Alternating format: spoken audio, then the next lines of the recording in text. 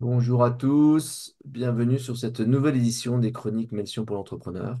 Tous les vendredis matins à 10h30, en direct sur YouTube, on vient vous présenter des chroniques qui nous paraissent intéressantes et importantes pour les entrepreneurs.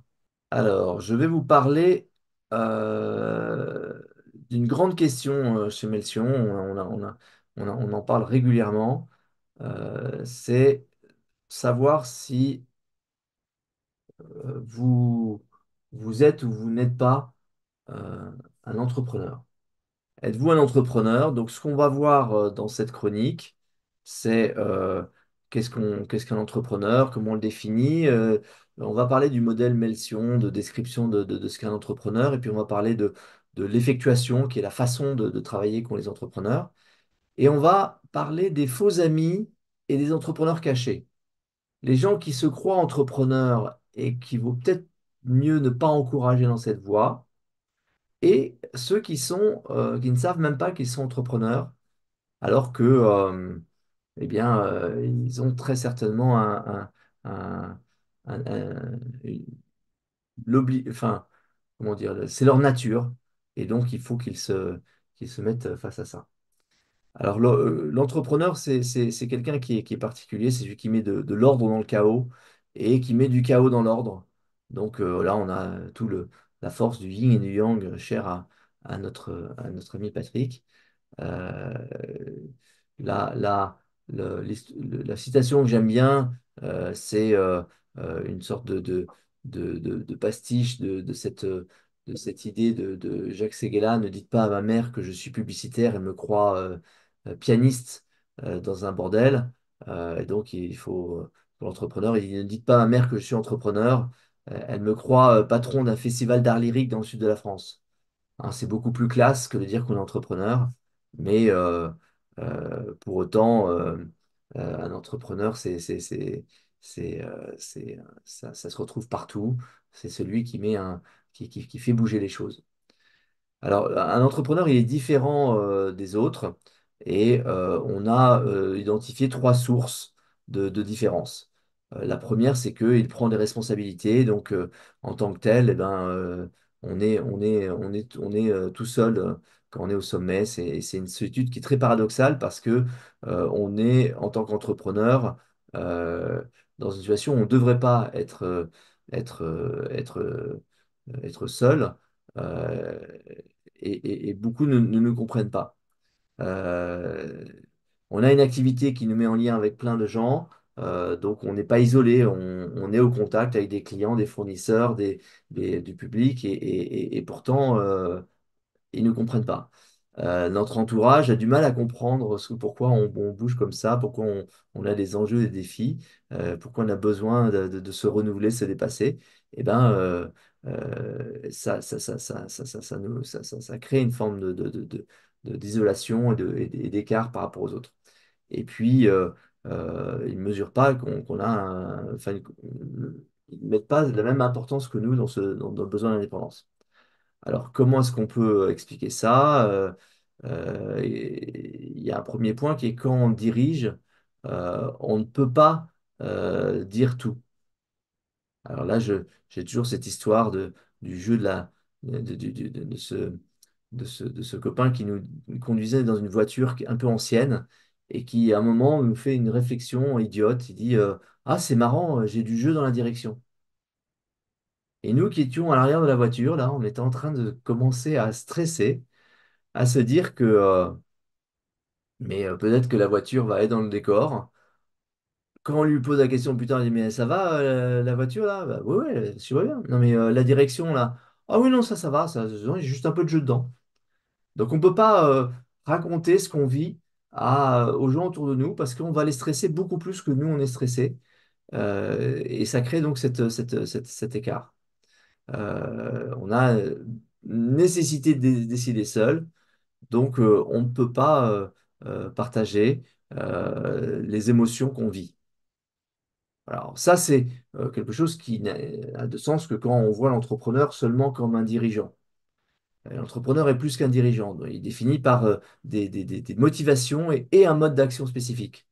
Donc le deuxième point qui sépare l'entrepreneur du reste du monde, c'est les motivations. Parce que en fait, quand on définit un entrepreneur, on a envie de dire initialement que c'est celui qui dirige une entreprise qu'il possède. Du coup, ça voudrait dire qu'un héritier, il possède l'entreprise et il la dirige, donc il est forcément l'entrepreneur. C'est pas forcément vrai. Ou qu'un entrepreneur qui a fait faillite, bah, du coup, il n'est plus entrepreneur puisqu'il ne dirige plus une entreprise qu'il possède. Alors, ça montre la complexité qu'il y a à définir ce qu'est un entrepreneur. Et George Bush disait que les Français n'ont même pas de mot pour dire entrepreneur. Donc, euh, c'est c'est- c'est une blague qui est pourtant assez vraie. C'est-à-dire que le mot entrepreneur, dans le sens où on l'entend aujourd'hui, c'est un terme qui vient du français, certes, mais qui est sorti du français par Richard Cantillon, qui l'a mis dans la langue des économistes. Alors, Richard Cantillon, hein, c'était un pirate, hein, c'était un banquier. Il était très impliqué dans les aventures de John Law et de la compagnie Mississippi. Il a fait fortune. Il a subi des procès, des tentatives de meurtre. Et il était économiste. Son essai sur la nature du commerce en général est extraordinaire. Il a parlé, mais été parmi les premiers à penser aux notions de politique monétaire.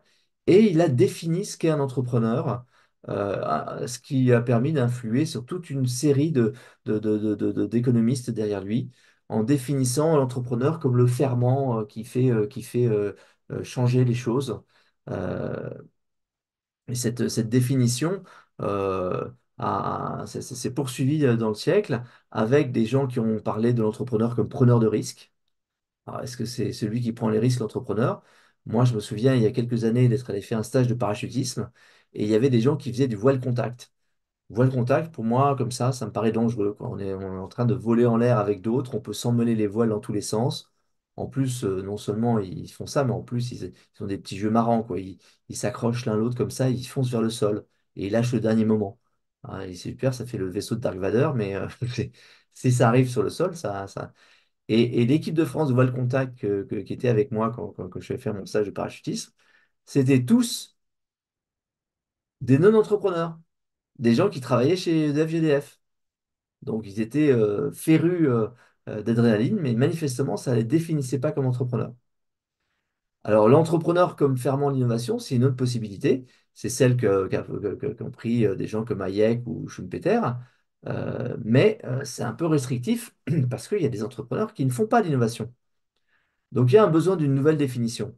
Et nous, on utilise, c'est ce fameux modèle Messiaen que j'évoquais, un, un- un modèle qui dit que l'entrepreneur, il a deux grands problèmes dans sa vie, contrôler sa destinée et poursuivre ses défis. Et chacun de ces besoins n'est pas suffisant, il y a besoin des deux. Contrôler sa destinée, ça veut dire qu'il ne supporte pas qu'on lui impose de faire quelque chose. Mais ça, il le partage avec les indépendants, les gens qui ont une boutique, qui sont des commerçants, des gens qui sont des professions libérales, des gens qui sont des médecins, des avocats. En fait, ce qui les caractérise, c'est qu'ils aiment avoir leur petit royaume et être de plus en plus pertinents à aider leurs clients, leurs patients, L'autre grand besoin donc, pour suivre ses défis, c'est ne pas sombrer dans le quotidien. C'est avoir ses défis à lui. Et en ce sens, il ressemble aux dirigeants dans un grand groupe. Il ressemble aux généraux. Il ressemble aux hauts fonctionnaires. Donc, vous voyez que il y a les indépendants, ils sont très forts sur contrôler leur destinée et pas très forts sur relever des nouveaux défis. Il y a les dirigeants, très forts sur relever des nouveaux défis et pas tellement sur le contrôle de la destinée. Et puis, il y a l'entrepreneur qui est à la conjonction de ces deux axes.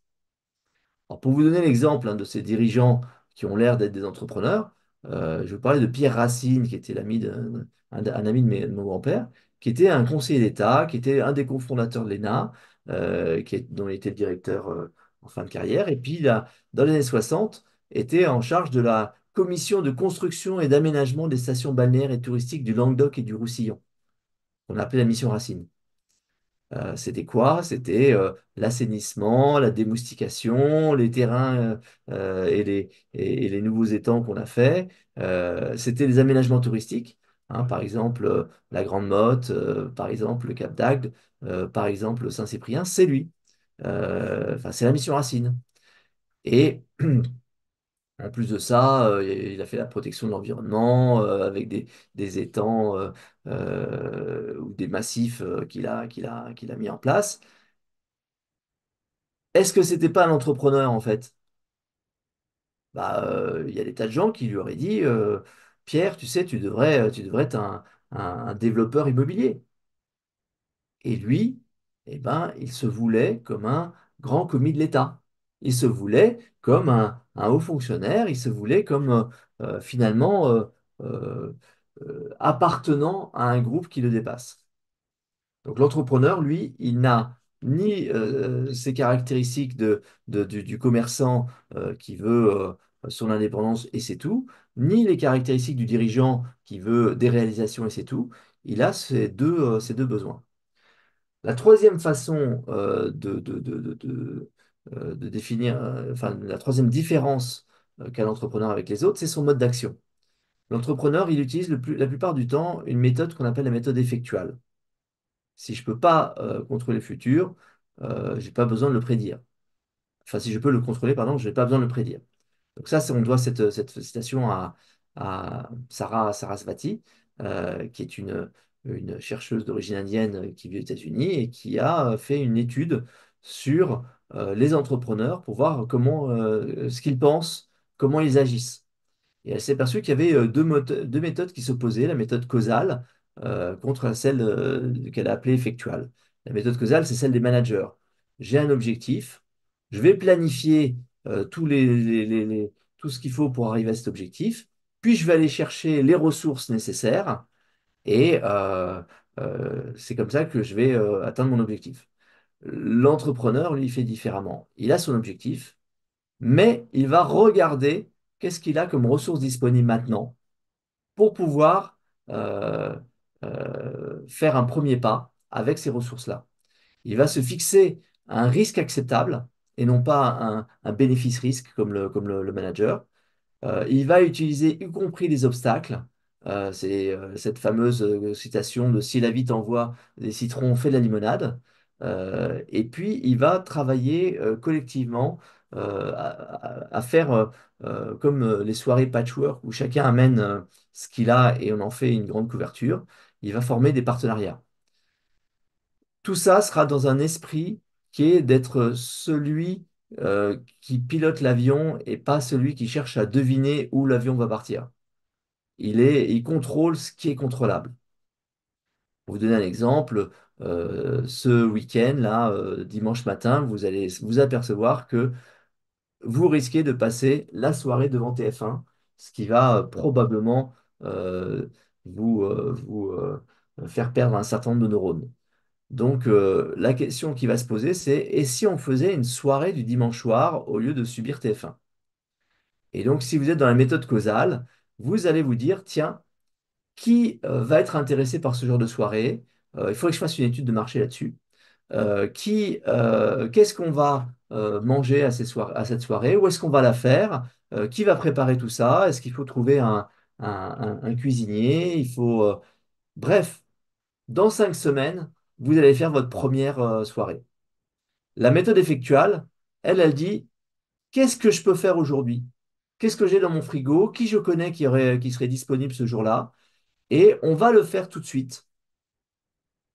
On va en faire un retour d'expérience et on va préparer la semaine suivante, du coup, en avance. Et on va constamment faire ce cycle d'amélioration. Comme on aura préparé un point en avance, on va devoir revoir ce qu'on peut faire le jour même parce qu'on aura des ressources en plus. Et puis, on aura pris des leçons de la fois précédente. Et quand on arrivera à la cinquième itération, eh bien, celui qui aura suivi la méthode causale en sera à la première et n'aura pas compris que, par exemple, il faut faire ça non pas à 21 h, mais à 19 h parce que le lendemain, il y a école et que les lieux idéaux ne sont pas forcément ceux qu'on pensait, etc. Donc l'opposition des deux, eh ben, la méthode causale, c'est faire un business plan et le suivre. La méthode effectuale, c'est de faire pas à pas en gardant toujours l'objectif en tête. Donc les entrepreneurs sont différents, c'est pas grave. Ils sont différents parce qu'ils sont leaders, ils sont différents parce qu'ils sont animés par des motivations. Je vous rappelle ce fameux schéma, les indépendants, les dirigeants et les entrepreneurs. Et ils sont différents parce qu'ils utilisent cette méthode effectuelle. Alors maintenant, il y a des faux amis. Il y a des gens qui ressemblent à des entrepreneurs et qui ne le sont pas. Et c'est important de faire la différence parce que pour nous, Melchion, qui sommes là pour aider les entrepreneurs, ben, on ne va pas aider des gens qui se croient être entrepreneurs qui ne le sont pas.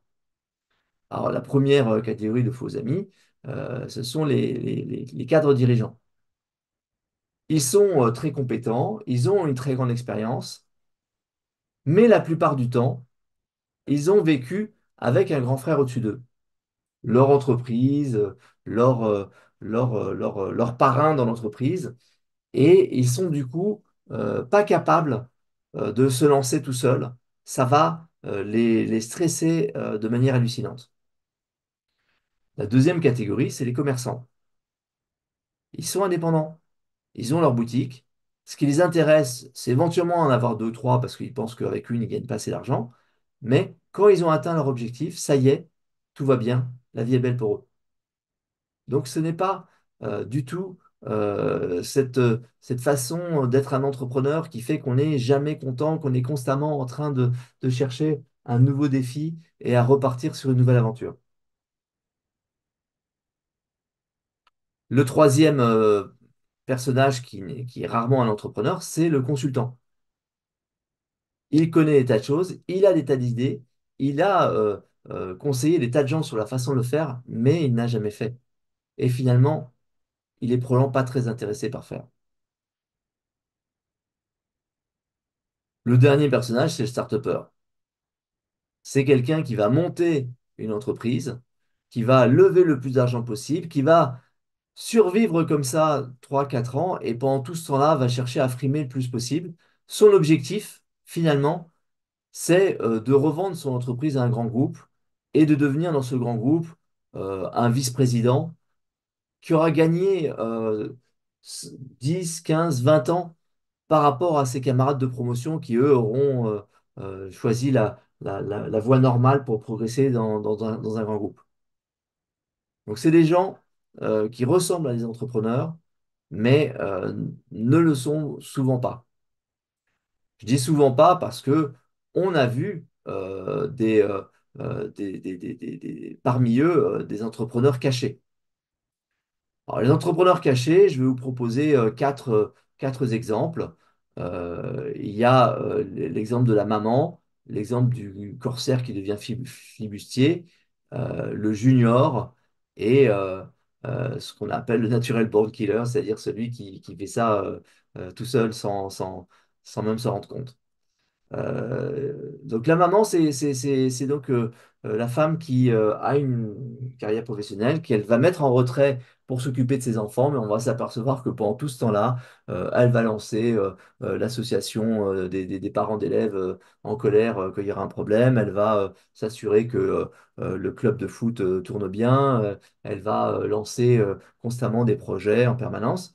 Et puis à un moment, bah, ses enfants en ont un peu ras-le-bol de l'avoir sur le dos, elle sent bien qu'elle n'est plus vraiment bienvenue dans cet univers-là, elle va devoir se repositionner. Et souvent, bah, c'est le bon moment pour euh, révéler sa vraie nature, qui est d'être quelqu'un qui fait les choses, qui résout les problèmes pour le compte de tout le monde.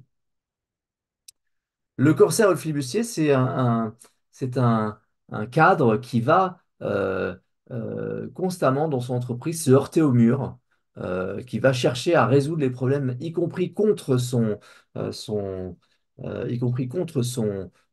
organisation, pour le bien de son organisation. Et Patrice a réalisé l'interview lors de notre dernier séminaire de rentrée d'un de ces entrepreneurs. Je vous recommande sa lecture. On va mettre le lien dans la, enfin, on va essayer de faire afficher le lien maintenant et puis on va mettre le lien dans la description. Mais vous allez voir qu'évidemment, quand on croise ce type de cadre dirigeant, on s'aperçoit qu'ils sont très largement capables de faire pour eux-mêmes. C'est juste qu'ils n'ont pas eu cette idée jusque-là en pensant que c'était mieux de le faire pour le compte d'un grand groupe. Le junior, c'est celui qui se lance et qui n'a pas encore tous les codes ou tous les savoir-faire professionnels. Donc, il apparaît comme quelqu'un d'un peu bizarre, parfois même peut-être un peu trop naïf. Il se fait prendre dans des scams.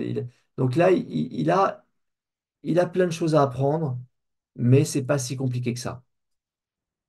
Donc, il apparaît pas comme un entrepreneur parce qu'on on le voit pas, on le voit pas son efficacité, on voit pas encore enfin, son envie ne se traduit pas encore en entrepreneuriat, mais il a tout pour le faire. Le natural born killer, c'est celui qui fait depuis qu'il est tout petit, quoi. Voilà, c'est celui, quand vous étiez gamin, il montait des soirées et il faisait payer tout le monde euh, euh, parce que ben, si tu voulais être invité, il fallait que tu payes ton entrée et il avait toujours de l'argent de poche que les autres n'en avaient pas. Celui-là, on ne le voit pas forcément comme un entrepreneur parce qu'on le prend plutôt pour un un exploiteur ou comment dire, un gamin qui est un magouilleur, mais en fait, il va régulièrement monter en compétences et il a un grand avenir devant lui. J'ai interviewé la semaine dernière, toujours à ce séminaire de rentrée Melchion auquel vous auriez dû être si vous n'étiez pas, Rafi Aladjian, qui rentre bien dans cette catégorie d'entrepreneurs qui progressent entreprise par entreprise et qui deviennent de plus en plus euh, performants. Je me souviens avoir eu une discussion avec un investisseur de chez Partech qui prétendait que Rafi n'était pas un entrepreneur. Eh bien, ça montre qu'il y a des entrepreneurs cachés. Donc, vous êtes entrepreneur, ben écoutez, c'est pas grave. Ça ne se soigne pas. Il va falloir vivre votre nature, mais figurez-vous qu'on est là pour vous aider.